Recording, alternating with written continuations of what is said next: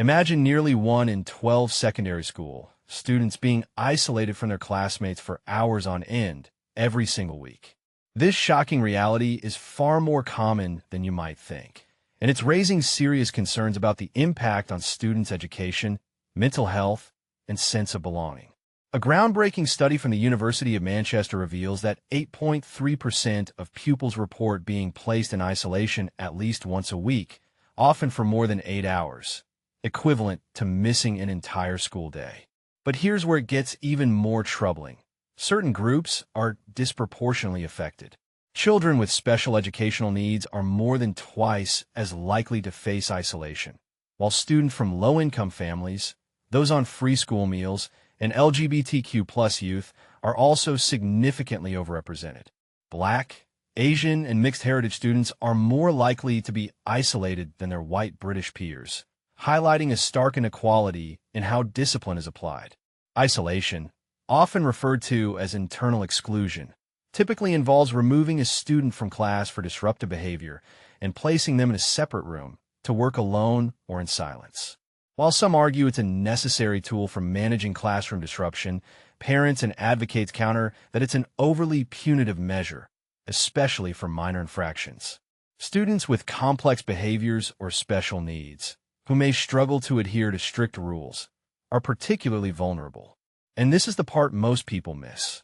Unlike suspensions or expulsions, there are no national guidelines governing the use of isolation, no rules on how long it can last, and no publicly available data to track its prevalence. The Manchester study, published in the British Educational Research Journal, analyzed data from the #BeWell program, which surveyed 34,000 pupils across 121 secondary schools in Greater Manchester.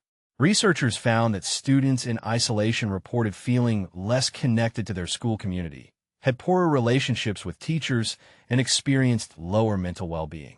Lead author Emma Thornton emphasizes internal exclusion is happening every day in classrooms across England, yet it remains largely hidden from view. While it may offer a short-term solution for teachers, our findings show it disproportionately harms those who need support the most. Earlier this year, the High Court upheld the use of isolation booths in English schools, despite campaigns arguing they are stressful and stigmatizing.